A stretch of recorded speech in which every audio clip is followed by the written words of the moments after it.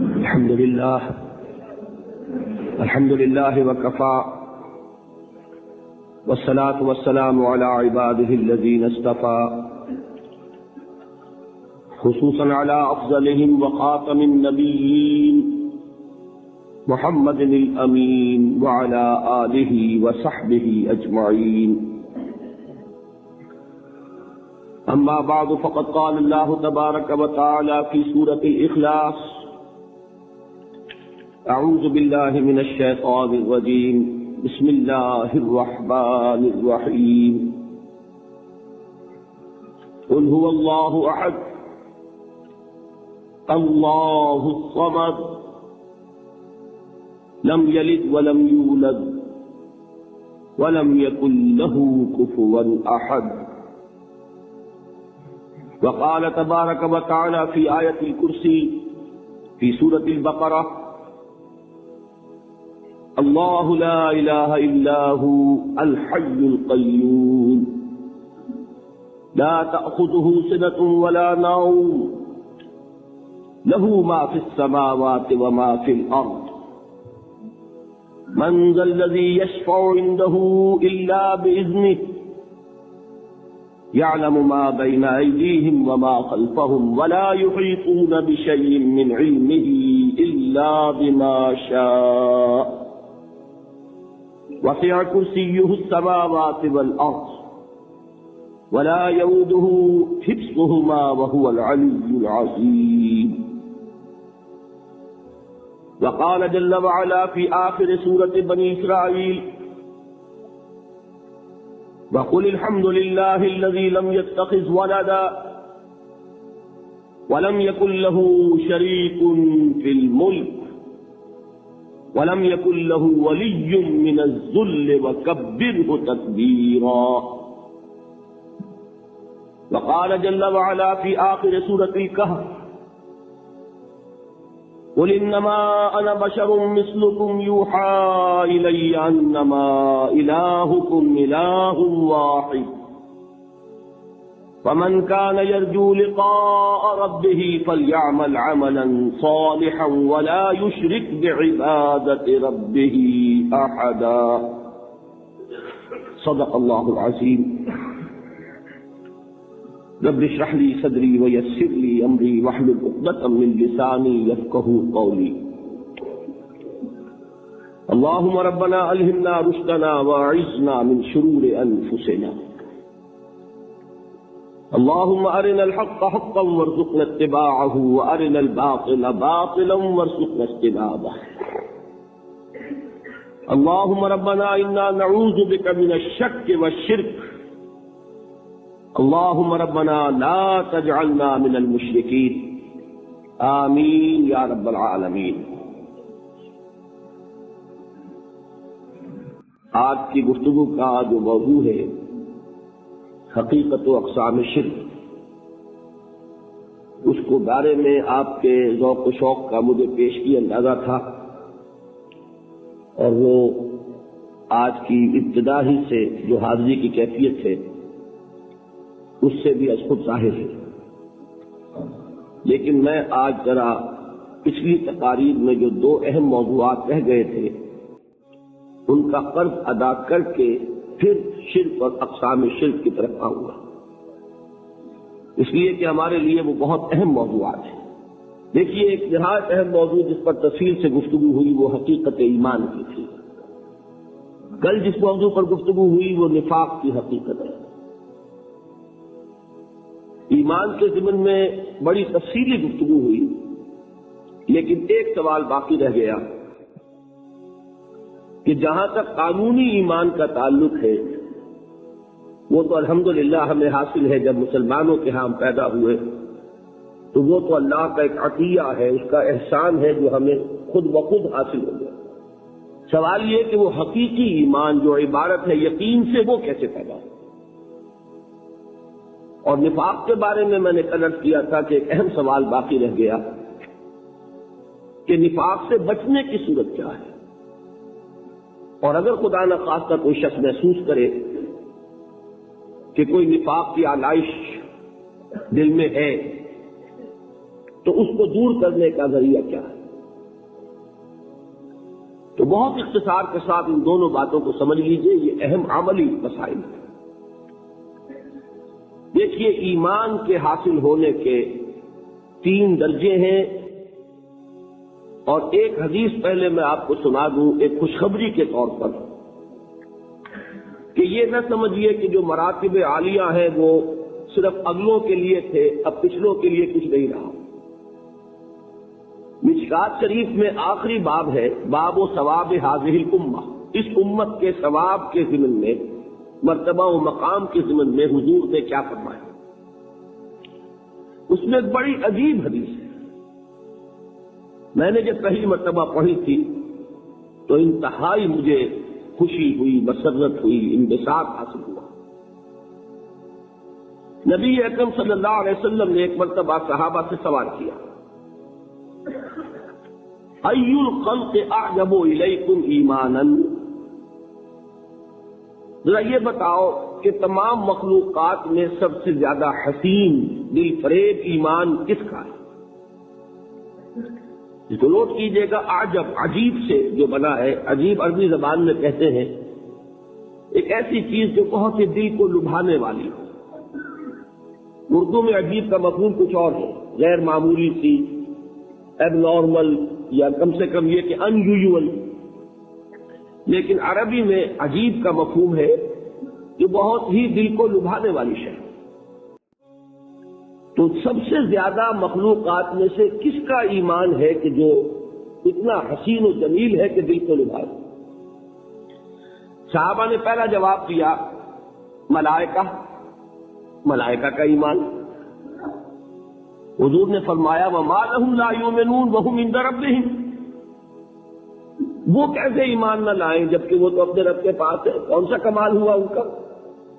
ان کے تو سامنے حقائق ہیں، وہ جو جنت کو دیکھتا ہو، دوزخ کو دیکھتا ہو، وہ ایمان لے آیا تو کیا کمال ہے؟ وہ تو ابو جہل بھی جب دیکھے گا پکا ایمان لے آئے گا۔ تو گویا کہ حضور نے جواب کو رد کر دیا۔ اب دوسری اٹمپٹ کی صحابہ نے، فالنبیون، پھر انبیاء کا معاملہ ہے، آپ نے اس کو بھی رد کر دیا۔ وَمَا لَهُمْ لَا يُؤْمِنُونَ وَالْوَحْيُ يَنزِلُ إِلَيْهِمْ، وہ کیسے ایمان نہ لائے، ان پر تو وحی نازل ہوتی ہے۔ تیسری اٹمپٹ انہوں نے کی، فَنَحْنُ، پھر ہم ہیں، آپ کے صحابہ، اس کو بھی رد کیا۔ وَمَا لَكُمْ لَا تُؤْمِنُونَ وَأَنَا بَيْنَ أَظْهُرِكُمْ، تم کیسے ایمان نہ لاؤ جبکہ میں تمہارے درمیان موجود ہوں، مجھے دیکھ رہے ہیں۔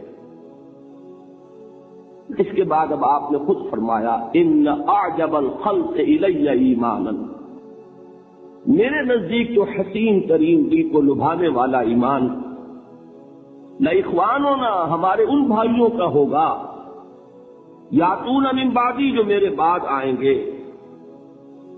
یجدون صحفا فیہ کتاب اللہ، انہیں تو وہ اوراق ملیں گے جن میں اللہ کی کتاب درج ہوگی، فیؤمنون بما فیہا، وہ ایمان لائیں گے اس پر کہ جو ان اوراق میں۔ اس سے یہ مغالطہ نہ ہو جائے کہ رتبے کے اعتبار سے ایمان جو ہے صحابہ کا کمتر ہے، بعد والوں سے نہیں۔ ایک ہے کسی چیز کی بلندی، عظمت، ایک ہے کسی چیز کا حسن، اس کی دل فریبی۔ تو یہاں در حقیقت عظمت کا معاملہ نہیں ہے، دل فریبی کا معاملہ ہے۔ تو حضور نے اپنی امت کے ان لوگوں کے لیے کتنی بڑی بشارت عطا فرمائی جو بعد میں آنے والے ہیں، جنہوں نے حضور کو نہیں دیکھا، جنہیں قرآن ملا ہے، اور اس قرآن کے ذریعے سے انہوں نے ایمان حاصل کیا۔ اللہ تعالیٰ مجھے اور آپ کو ان میں سے بنا دے اور ان میں شامل کر دے۔ اب نوٹ کیجئے، ایمان کے حصول کے 3 ذریعے ہیں، اور یہ ذہن میں رکھیے گا کہ یہ در حقیقت مختلف طبائع کا معاملہ ہوتا ہے۔ میں کر چکا ہوں نا، کچھ انٹلیکچوئلز ہوتے ہیں، کچھ عوام ہوتے ہیں، کچھ لوگ ہوتے ہیں بڑے ٹھنڈے مزاج کے، غور و فکر کرنے والے، کول مائنڈڈ، کچھ ہوتے ہیں جذباتی، ایموشنل، کچھ لوگ وہ ہوتے ہیں کہ جنہیں ایکٹیویٹی سے زیادہ دلچسپی ہے، عمل، کچھ لوگ وہ ہیں جنہیں غور و فکر سے زیادہ دلچسپی ہے۔ اب یہ ڈفرنٹ ٹیمپرامنٹس ہیں، ڈفرنٹ مزاج ہیں، اور ان کے اعتبار ہی سے مختلف ذرائع ہوتے ہیں جن سے کہ ان کو ایمان حاصل ہوگا۔ جو سب سے اوپر ہے، ٹاپ پر انٹلیکچوئلس، ان کے ایمان کا ذریعہ ہے آیات الہی میں غور و فکر، تدبر۔ لیکن آیات الہی ذہن میں رکھیے تین ہیں، آیات آفاقی، یہ چاند، سورج، ستارے، ہوائیں، آیات انفسی، ہمارے اپنے اندر، اپنے من میں ڈوب کر پا جا سراغ زندگی۔ ایک وہ ہے کہ کھول آنکھ، زمین دیکھ، فلک دیکھ، فضا دیکھ، ایکسٹرنل ورلڈ کا مطالعہ کرو، ہر جگہ تمہیں اللہ کی آیات نظر آئیں گے۔ برگے درختان سب در نظر ہوشیار، ہر ورقے دفتر اسد بار فتح کردگار۔ ایک ہے اپنے اندر جھانکو، اپنے من میں ڈوب کر پا جا سراغ زندگی۔ قرآن کیا کہتا ہے؟ وفی انفسکم افلا تبصرون۔ اور تیسری اہم ترین آیات کیا ہے؟ آیات قرآنیہ۔ ان تینوں میں گہرا ربط ہے، آیات آفاقی، آیات انفسی، آیات قرآنی۔ ان میں تدبر کے ذریعے، غور و فکر کے ذریعے انسان ایمان حاصل کرے۔ یہ ٹاپ کا ایمان ہے، یہ انٹلیکچوئل کا ایمان ہے، یہ صدیقین کا ایمان ہے۔ نمبر دو، ایک ایمان ہے عوام کے لیے، اس کے دو راستے ہیں۔ نمبر ایک، صاحب یقین کی صحبت، جس کے اندر یہ ایمان پیدا ہو چکا ہو، آپ اس کے قریب رہیے۔ اگر بھٹی کے سامنے بیٹھیں گے حرارت پہنچے گی، اگر آپ برف کی سیل کے قریب ہوں گے ٹھنڈ پہنچے گی۔ صاحب ایمان کی صحبت اختیار کریں گے، ایمان فراغ کرے گا۔ یہ ہے عوام کے لیے صحبت، کونوا مع الصادقین، ان کی صحبت اختیار۔ تیسرا ذریعہ ہے جو ہمارے لیے خاص طور پر جو مسلمان پیدا ہوئے، اب ایک بچہ ہے 7 سال کا، آپ نے نماز پڑھنے کی عادت ڈال دی، پڑھ رہا، اگرچہ غیر شعوری عمر سے شروع کر دیا اس نے، روزہ رکھتا ہے، 9 برس کا ہو گیا، روزہ رکھنا شروع کیا۔ یہ اعمال جو ہیں ان سے بھی ایک یقین پیدا ہوتا ہے، جیسے یقین سے عمل پیدا ہوتا ہے ایسے ہی عمل سے بھی یقین پیدا ہوتا ہے۔ جب مداومت کرتے رہیں گے اس پر تو اس سے بھی ایک یقین کی کیفیت انسان میں پیدا ہو جائے۔ سورہ حجرات میں جو بحث آئی ہے اس کے آخر میں یہی ہے کہ اے نبی، یہ بدو جو دعوے دار ہیں ایمان کے، یہ آپ پر احسان کر رہے ہیں، یمنون علیک ان اسلموا قل لا تمنوا علی اسلامکم بل اللہ یمن علیکم ان ہداکم للایمان ان کنتم صادقین۔ یہ آپ پر احسان کر رہے ہیں کہ ایمان لے آیا، نبی ان سے کہیے مجھ پر اپنے ایمان کا کوئی احسان نہ دھرو، اپنے اسلام کا، بلکہ اللہ تم پر احسان دھرتا ہے کہ من کے راستے پر ڈال دیا ہے۔